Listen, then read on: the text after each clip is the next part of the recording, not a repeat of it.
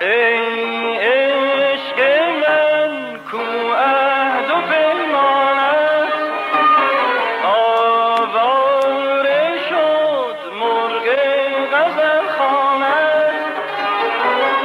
نه کسی دمسازم شد، نه دلی همرازم شد، چه کنم؟